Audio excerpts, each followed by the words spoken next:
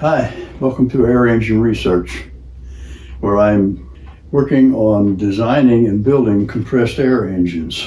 Before I start today, I want to thank everyone for the suggestions and comments and the thumbs up that I've been getting lately. I do read every comment and I try to answer all of them. But before I start today,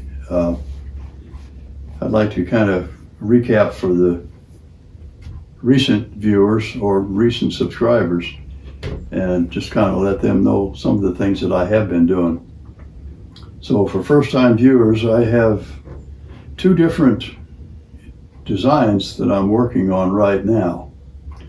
The first one is a 3-cylinder oval ring air engine that I've put together to put on my lawnmower body.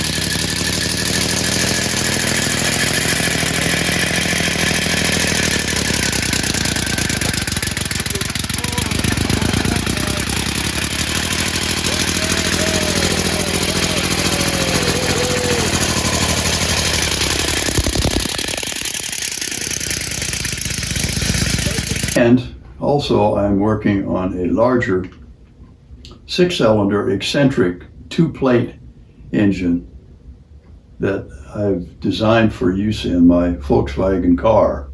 I did a few tests trying to see how much power or how much weight the 6-cylinder could pick up, and this is what it did.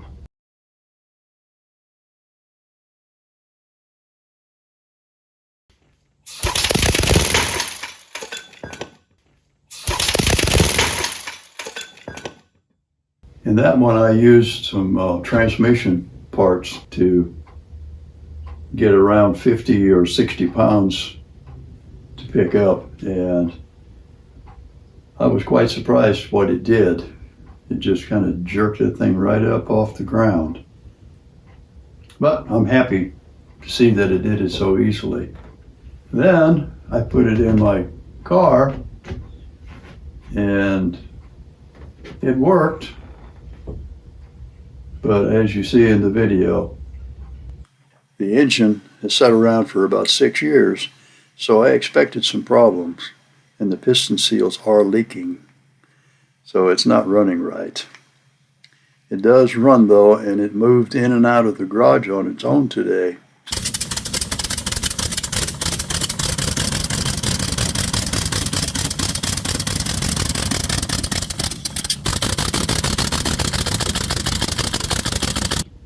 So besides the compressed air engine, there are two other critical components that I have to have. The first one is a carbon fiber high pressure storage tank that's capable of holding up to 5,000 psi and as much compressed air as possible. They come in different sizes, and I'm looking at possibly from Amazon getting two 55-liter tanks, which both together would be a little over $3,000, say $500. And also then I have to have a pressure regulator that will allow the pressure and the flow of air that I need. I did purchase this. I thought it would be okay. It handles 6,000 psi and it goes up to 600.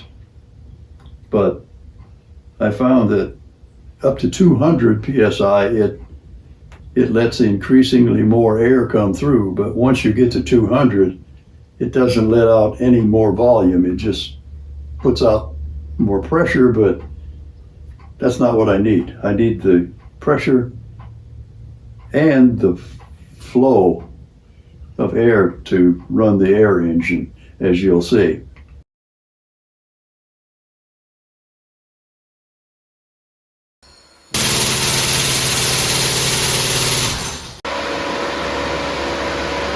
All right, this time I got gauges set on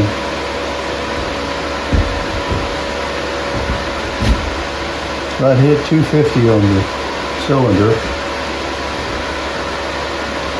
and it says 200 on the gauge, and I've got this set down on about 950 probably.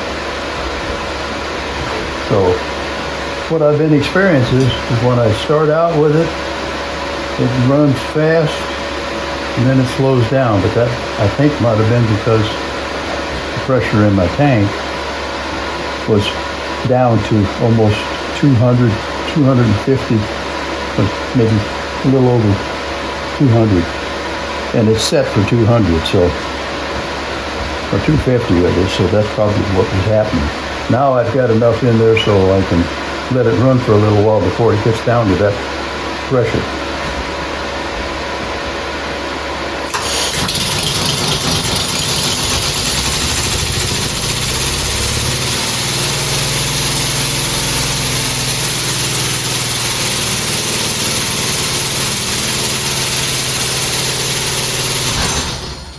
Yeah, that's what it was. If I get a different gauge for here, it goes over 300, then I can raise that pressure to run on 300 or 400, whatever. But right now it only goes to 300, so I can't go up that high with it. So I guess I'll have to get a 600 PSI gauge for that too, which I have.